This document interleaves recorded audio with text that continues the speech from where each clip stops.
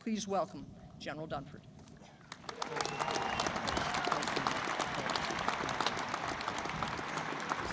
Hey, thanks. Okay, all right, thanks. Hey, good morning, ladies and gentlemen. It's an absolute honor to be here today and join in this special day. And Secretary Wilson, thanks for that introduction, but more importantly, thanks for your willingness to come back and serve as our Secretary of the Air Force. And I know I speak for all the Academy grads and all of our airmen to know that they're very, very happy to have one of their own as flight lead.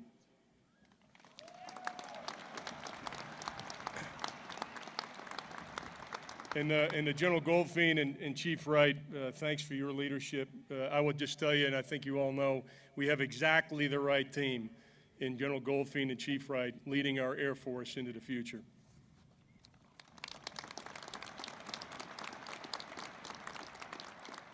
And General Johnson, I'd also like to speak about your leadership just for a minute, both here at the Academy and throughout your distinguished career. I feel fortunate to have served as your wingman in a previous assignment and to have watched you in action. And I know today that we're going to talk a lot about the performance of the cadets out here. We're going to talk about how great the United States Air Force Academy is, and it's all the better for having had your leadership here over the last few years. Thanks, Michelle.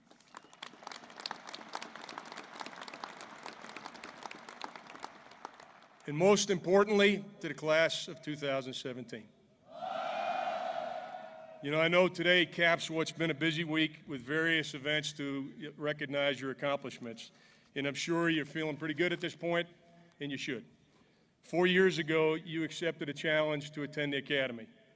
Based on your performance in high school, you could have done many other things. You could have taken the easy way. But you didn't. You came to Colorado Springs and you challenged yourself physically, mentally, and academically. From yellow footprints to Jack's Valley, from recognition to Saturday morning inspections, you've had early mornings, late nights, and tough training.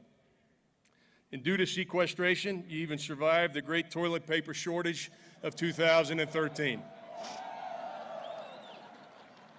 An extraordinary accomplishment in and of itself. On a serious note, you've accomplished a great deal, and you deserve to be congratulated.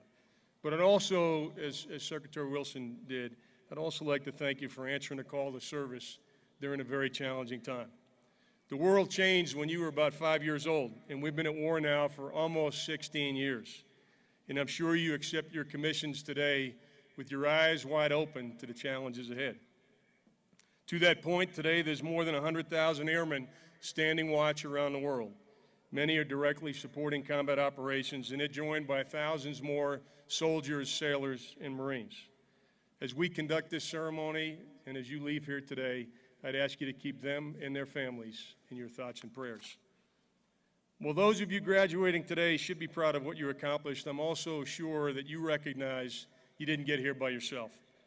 And Secretary Wilson spoke about it, General Johnson spoke about it. You had your support of your families, and they were there when the challenges here at the Academy brought a slight bend to your knees, and they inspired you to get through tough times. And appropriately enough, a minute ago, you stood up and you said thanks. And I would tell you right now, as I look out, I think I have the best position in the stadium because I'm able to look out there and see the proud faces of your parents, your brothers, your sisters, your grandparents, all here today to recognize your achievements. I also want to recognize once again the faculty and the staff. They've worked hard over the past 4 years to teach, to coach, to mentor you, and they also have a reason to be proud today. And I think the most important thing that the faculty and staff at the Academy does here, they show you what right looks like.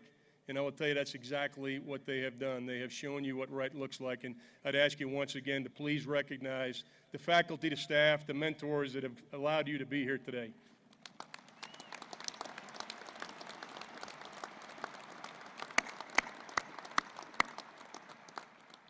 Graduates, today marks a critical inflection point in your lives. As graduates of the Academy and men and women heading off to be leaders in our Air Force, and a few of you in the Army, Navy, and Marine Corps, your priorities are going to change. After today, the focus is not on you anymore. It's not about your GPA, your MPA, or your PEA.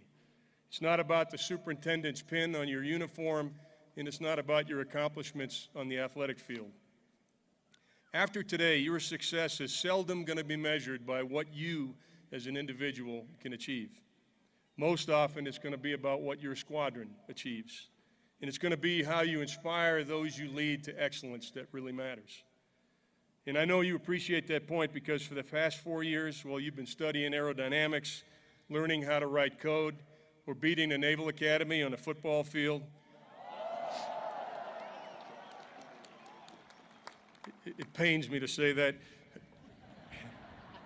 Everything you've done has come down to this. You've answered the call to lead in our Air Force. Now, I've been in your shoes, and although, as the Secretary mentioned, I was commissioned 40 years ago this week, I can actually clearly recall my own graduation and how anxious I was on that day, like I'm sure you are, to get on with the next phase of my life. And I wasn't interested at all in what my graduation speaker had to say, and I'm going to assume, and I think safely, I'm going to assume that many of you share the same sentiment. But before you move on to tackle the challenges ahead, I just want to take a few minutes and just share with you a few personal thoughts on leading in the 21st century. The first point I'd make is that to be successful, individuals being commissioned today have to be flexible. Flexibility is not only the key to air power, flexibility is a key attribute for you as a leader. When you drive out the South Gate this afternoon, you need to do so with a willingness to embrace and to lead change. In some very fundamental ways, the environment which you're going to lead is going to be quite different than the one that confronted Lieutenants Wilson, Lieutenant Goldfein, and Lieutenant Dunford. And perhaps one of the most striking differences affecting the professions of arms today is the pace of change. And again, Secretary Wilson alluded to that. In my own career, I can't think of a time when the pace of change has been even close to what it is today. When I was a lieutenant in 1977, we used the same cold weather gear my dad had used in Korea 27 years earlier. And I don't mean the same type of gear, I mean the same gear dug out of a warehouse that had been used 27 years earlier. Our radios, our rifles, and our machine guns were from Vietnam. The Jeeps would have been familiar to World War II veterans, and to be quite honest with you, so would the tactics. Today, Marines are wearing protective equipment, employing weapons, driving vehicles, and flying aircraft that would be unrecognizable to Marines who got off active duty just a few years ago. And our command and control systems have completely changed battlefield geometry on the ground. And today, similar challenges can be found across the Joint Force. And these changes have implications. They have implications at the strategic level, the operational level, and the tactical level. But for most of you here today, it's the pace of change in the United States Air Force that's most relevant. If I'd been commissioned as a pilot in the Air Force in 1977, I'd have navigated with paper maps, not GPS. I'd have calculated bomb angles with a grease pencil on the glass of my cockpit, communicated only line of sight, and dropped unguided bombs. The basic technology in 1977 hadn't changed in decades, and there wasn't much of a conversation about space and cyberspace. Today, while recognizing that we've fallen behind in modernizing some of our platforms, the Air Force that you are joining is much, much different than even a short time ago. In the past few years, the world's greatest Air Force has tripled the number of remotely piloted aircraft. It's leaped forward with advancements in space, command and control systems, cyber capabilities, stealth, and precision capabilities. The Air Force has fielded the 5th generation F-22. It's now fielding the F-35. And those are platforms that aren't just going to improve how we fight. Those are platforms that are going to transform how we fight in the United States Air Force and across the Joint Force. And the pace of change is not going to stop when you graduate. By the time that you make major, the United States Air Force is going to look much different than it does even today. That said, if you remain flexible and consider your experience here in the Academy merely the beginning of a lifelong pursuit of education, you're going to be capable of leading that change and adapting to new and unforeseen challenges. I want to shift gears for a minute and talk about an aspect of our profession that hasn't changed through the years. What hasn't changed is that the military profession, at the end of the day, is about people. And the primary difference between success and failure on and off the battlefield has historically been about the human. It's been about the human, not about the hardware. In fact, notwithstanding all the changes in our profession that I highlighted, I believe you can primarily attribute any success that we've had in the battlefield in our history to the actions of individual sailors, soldiers, airmen, and Marines. Their willingness to go out day after day and do what must be done has made the difference. And that willingness didn't come from doctrine, techniques, or new weapon systems or equipment. The will to endure when the mission is tough, the willingness to put yourself at risk, to put the needs of your wingmen ahead of your own, all that comes from intangibles. A World War I Marine described those intangibles as such things as regiments hand down forever. And in this venue, I'd ask you to think about them as such things as squadrons hand down forever. And of course, I'm referring to qualities like courage, honor, commitment, loyalty, and selflessness. To illustrate the point I'm trying to make, I'd like to quickly share two stories of ordinary airmen who accomplished extraordinary things. Some of you might know the name Richard Brims. He's buried here in the Academy's grounds, and his story lives on the Plaza of Heroes right over near Doolittle Hall. But in June of 1971, he was sitting exactly where you're sitting today. Dick was a likable and athletic kid. He grew up in an Air Force family. After a year of college, he attended a prep school, eventually becoming part of the class of 1971. As a cadet, he was known for his sense of humor, and on graduation day, he and a few of his classmates borrowed the 8-foot sign. You know that sign that says, "Now leaving the United States Air Force Academy"? Well, he and his classmates borrowed that sign, and it was actually right here at graduation. I'm telling you this today, not yesterday, so that we don't repeat that offense. Just 4 years after his graduation Spirit mission, Lieutenant Brims was a mission-qualified CH-53 pilot stationed in Thailand. In May of 1975, 2 weeks after the fall of Saigon and the end of the Vietnam War, Cambodian soldiers of the brutal Khmer Rouge seized the merchant ship SS Mayaguez in the Gulf of Thailand. The U.S. responded immediately with a joint team, and Lieutenant Brims' squadron was dispatched to support a battalion of Marines to rescue the ship and a crew of 39. The plan called for the Marines to be inserted in a nearby island named Koh Tang.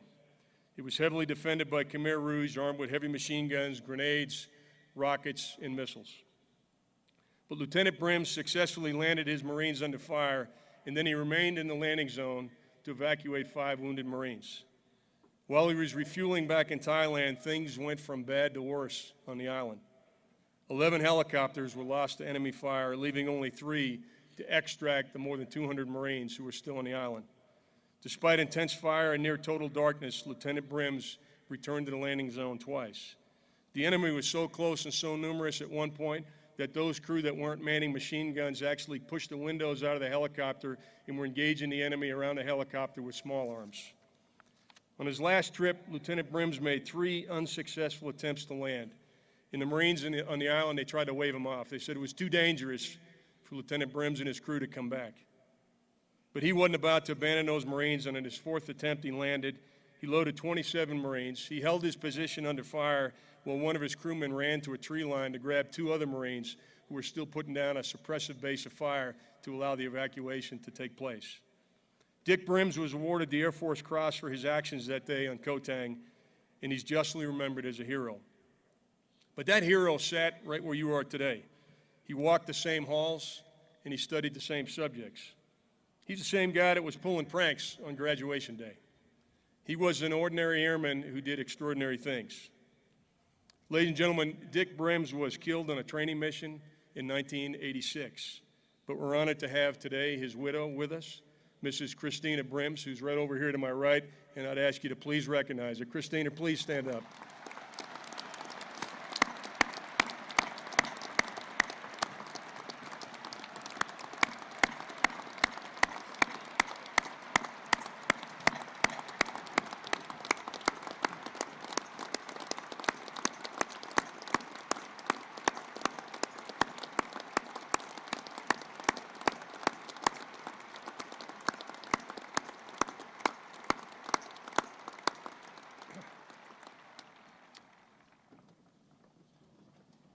You know what Lieutenant Brims did was over 40 years ago, but you actually don't have to open the history books to find ordinary airmen doing extraordinary things.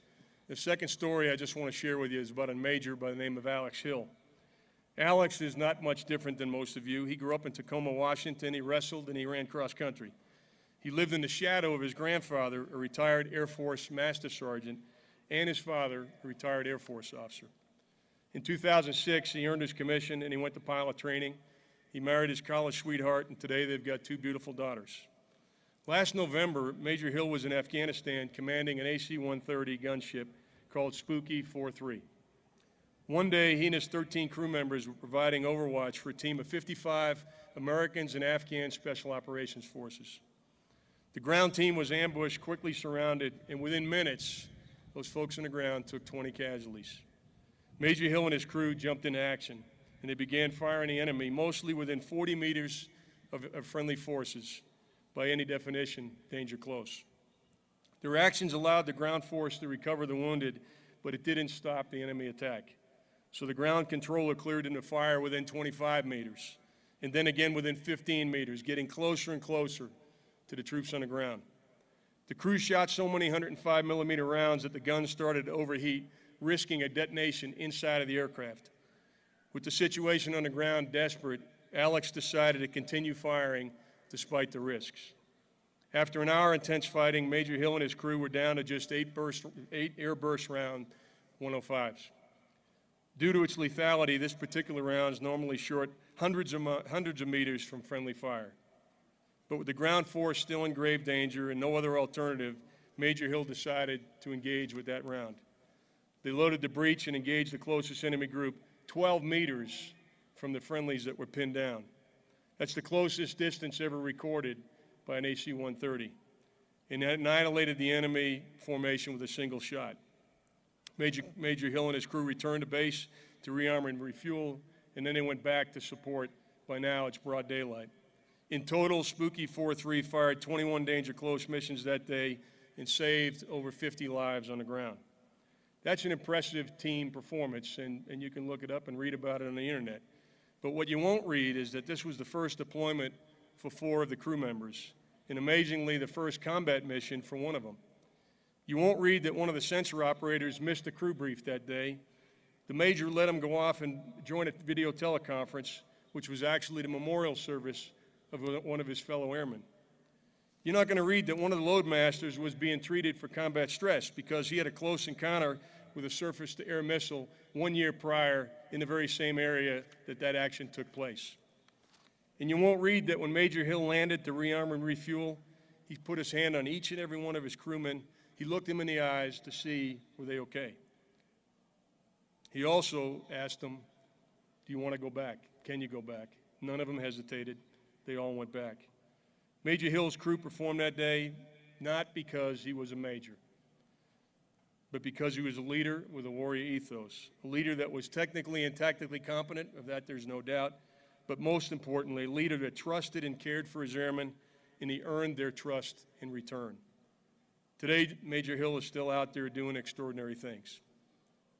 Now, those of you that are still with me may have a hard time identifying with an action that took place 40 years ago or combat conditions that perhaps most of you haven't yet experienced.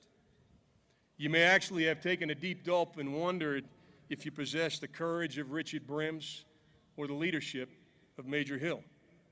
And I understand that, and the day I was commissioned, I had the same thoughts run through my mind. Am I good enough? But in all sincerity, as I stand here with you today, I don't share those concerns. If my experience makes me confident of anything, it makes me confident of the product we produce here at the United States Air Force Academy. It makes me confident in you, even though we just met. I don't share your concern because I'm absolutely confident that you will measure up to the task at hand. You'll lead change, and you will inspire your airmen. But don't get me wrong, I'm not for a minute understating the complexity of today's security environment, nor the challenges that you're likely to confront as leaders. Your predecessors have done truly remarkable things. But if you think carefully about the stories that I shared, the qualities reflected in Lieutenant Brims and Major Hill weren't actually unique to the battlefield. It wasn't mostly about courage under fire that distinguished Lieutenant Brims, and Major Hill. The primary reason your predecessors are successful is because they recognized that it wasn't about their individual actions or their individual capabilities. It was about the Marines on Koh Tang Island.